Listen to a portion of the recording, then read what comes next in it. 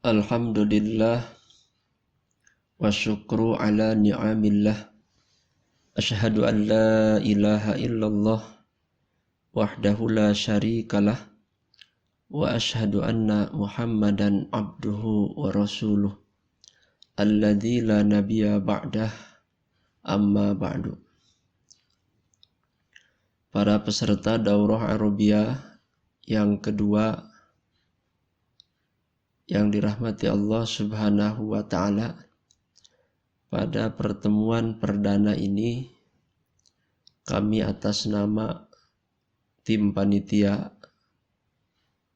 ingin menyampaikan terlebih dahulu pengantar mengenai asal-usul tentang daurah ini.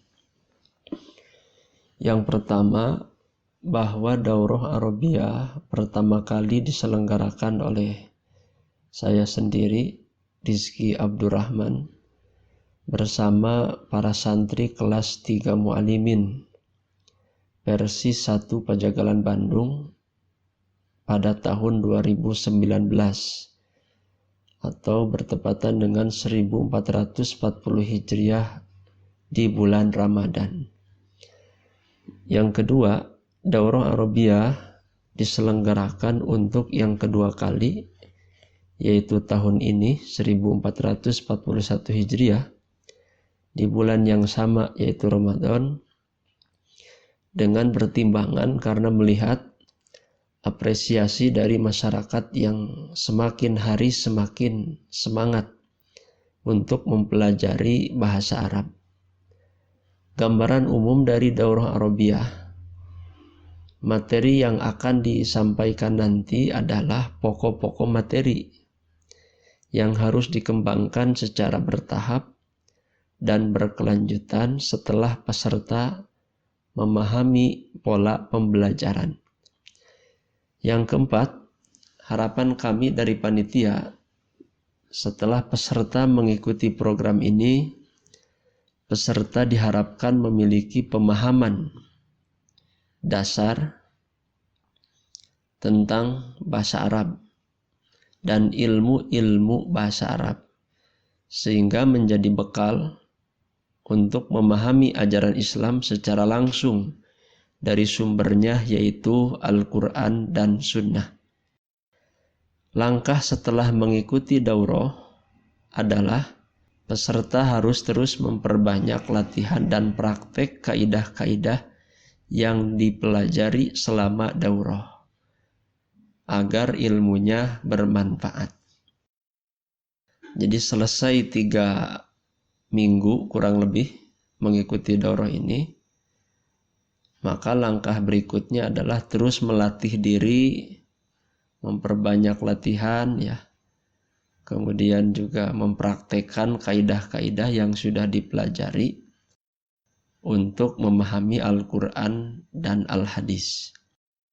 Karena kita teringat dengan ungkapan orang Arab, al-ilmu bila amalin kasyajari bila samarin. Ilmu tanpa amal bagaikan pohon tanpa buah. Nah, itu sebagai pengantar awal, sebagai pembuka pada pertemuan yang perdana ini. Selanjutnya ingin kami sampaikan tentang sistem pembelajaran pada daurah Arabiyah yang kedua ini. Berbeda dengan daurah Arabiyah pertama yang saat itu kita offline ya. Sekarang karena ada kendala offline, maka kita manfaatkan online. Maka kami perlu menyampaikan bagaimana sistem pembelajaran versi daurah Arabiyah yang kedua ini. Paling tidak ada 3 hal yang ingin disampaikan. Pertama, dari sisi waktu, ini adalah 3 pekan selama Ramadan. Kurang lebih ada 18 hari ya. Jadi 3 minggu, dari 3 minggu kita libur setiap hari Sabtu. Jadi kurang lebih 18 hari. Kapan jadwal belajarnya? Jadwal belajarnya adalah setiap hari. Selama 3 pekan itu kita akan belajar setiap hari dan setiap hari ini ada 3 sesi.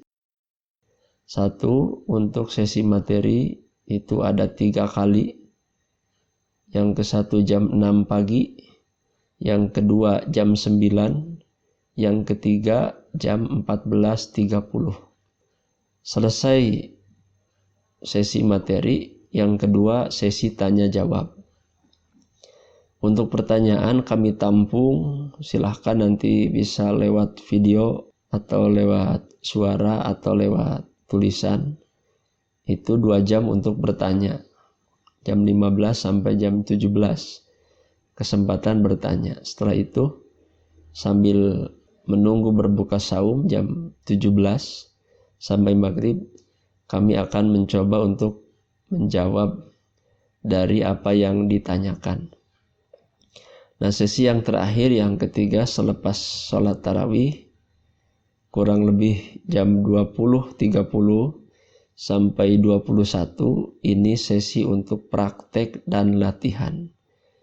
Di sesi ini kita akan coba fokus kepada praktek memahami ayat-ayat Al-Quran dilihat dari ilmu bahasa Arab. Yang berikutnya adalah target belajar. Nah, target kita setelah mengikuti daurah ini memahami dan mampu mempraktekkan kaidah shorob, nahu dan i'rob terhadap beragam teks bahasa Arab, terutama adalah Al-Quran dan Al-Hadis. Jadi setelah kita mengikuti 3 pekan daurah ini, tentu ada materi yang dibahas dari shorob, nahu dan i'rob. Kita harus mampu mempraktekannya. Jadi ketika baca Quran itu ada rasanya gitu. Ada rasa. Katakan saja ketiga ilmu ini adalah bumbunya. Ketika baca Quran, baca hadis pakai bumbu, tentu akan lebih terasa. Itu gambaran tentang sistem pembelajaran. Berikutnya masih di materi yang pertama. Di pekan pertama ini kita akan fokus membahas tentang ilmu shorof. Apa itu ilmu shorof? Di sini kita bahas pengantar secara sederhana. Fokus bahasannya adalah 1, ilmu bahasa Arab. Jadi ilmu shorof ini cabang dari ilmu bahasa Arab. Maka kita harus paham terlebih dahulu apa yang disebut ilmu bahasa Arab. Yang kedua, pengertian ilmu shorof. Sebagian ada yang menyebut ilmu tasrif. Kita bahas apa yang menjadi perbedaan. Nah, yang ketiga, untuk apa faidahnya atau manfaatnya kita mempelajari ilmu shorof. Untuk ilmu bahasa Arab, istilahnya di dalam bahasa Arabnya disebut al-ulumul arabiyah, yang artinya adalah ilmu-ilmu bahasa Arab, yaitu ilmu-ilmu yang menjadi perantara untuk menjaga lisan dan tulisan dari kesalahan. Adanya ilmu bahasa Arab ini disusun oleh ulama, dipelajari oleh kita agar tidak salah di dalam mengucapkan bahasa Arab. Tidak juga salah membaca, tidak juga salah menulis. Maka dibutuhkan perangkat ilmunya. Menurut ulama, di sini saya kutip pendapat Syekh Mustafa Al-Gholayain di dalam kitab Jami'ud Durusul Arabiyah. Menurut beliau ada 13 cabang ilmu bahasa Arab. Di sini bisa kita lihat ya, dari 13 macam ilmu itu ternyata yang paling pokok, yang paling mendasar adalah ilmu shorof. Sebelum mempelajari 12 ilmu lainnya, maka kita wajib memahami tentang ilmu shorof. Kita lihat, apa itu ilmu shorof? Secara bahasa, shorof bermakna memindahkan dan mengubah. Shorof dan tasrif secara bahasa artinya sama, yaitu memindahkan dan mengubah. Jadi mempelajari ilmu shorof berarti mempelajari ilmu tentang memindahkan dari satu kata menjadi beberapa kata. Mengubah dari satu kata menjadi beberapa kata. Ilmunya ilmu shorof itu. Misalnya kita mendengar istilah masjidun. Kemudian ada juga sujudun. Sujud dan masjid itu diubah. Kata dasarnya sajadah. Nah, ilmu shorof itu kepentingannya adalah membahas tentang kata-kata itu. Perubahan satu kata menjadi beberapa kata. Dinamai ilmu tasrif yang diambil dari kata shorof karena ilmu ini mengubah dan memindahkan satu kalimat. Dalam bahasa kitanya itu kata ya. Sehingga melahirkan berbagai lafaz dan makna yang beraneka ragam. Rubah lafadznya, rubah maknanya. Antara sujud dan masjid itu berbeda. Antara Islam dan Muslim itu berbeda. Antara iman dan mukmin itu berbeda. Nah, perbedaan lafaz itu berpengaruh kepada perbedaan makna. Maka ilmu shorof adalah ilmu yang mengkaji tentang kalimah yang tunggal. Jadi satuan-satuan kata yang dibahas di ilmu shorof, yang digunakan untuk membahas perubahan dan pemindahannya.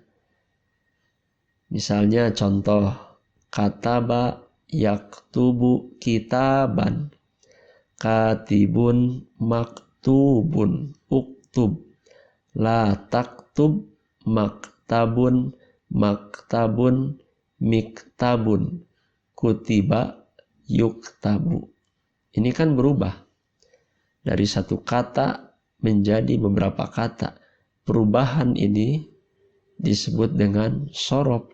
Ilmu yang mempelajari tentang perubahan namanya ilmu shorof. Berikutnya, faidah belajar ilmu shorof. Apa kepentingannya kita belajar ilmu shorof? Yang pertama, menjaga lisan dan tulisan dari kesalahan memahami kosakata bahasa Arab. Saya bisa menjamin orang tidak akan bisa paham Al-Quran ya. Tidak akan paham isi dari bahasa Arab Quran kalau tidak belajar ilmu shorof. Karena setiap kata-kata di Quran itu harus dikaji maknanya menurut tinjauan ilmu shorof. Nah, agar tidak salah lisan ini memahami, tidak salah mengucapkan, maka perlu kita belajar ilmu shorof. Yang kedua adalah menjaga peraturan bahasa Arab dalam penulisan. Yang ketiga, memahami hakikat warisan ilmu bahasa Arab. Ini termasuk warisan ilmu yang telah dirintis oleh para ulama terdahulu. Yang keempat, mengetahui berbagai variasi bentuk kata dalam bahasa Arab. Dengan memahami ilmu shorof, satu kata yang kita baca bisa kita ubah menjadi beberapa kata dan maknanya berbeda. Kemudian yang terakhir, memahami ilmu-ilmu bahasa Arab yang lain. Karena nanti setelah kita lulus misalnya mempelajari shorof, maka jangan berhenti di shorof. Ada ilmu nahu. Untuk memahami ilmu nahu harus memahami ilmu shorof terlebih dahulu. Kemudian ilmu nahu sudah paham, ada ilmu ma'ani, ilmu bayan, ilmu badi, dan ilmu bahasa Arab yang lain. Nah, karena modal utama untuk memahami ilmu tersebut adalah ilmu shorof. Sekian untuk materi yang pertama. Aqulu qauli hadza wa astaghfirullah li wa lakum. Wassalamualaikum warahmatullahi wabarakatuh.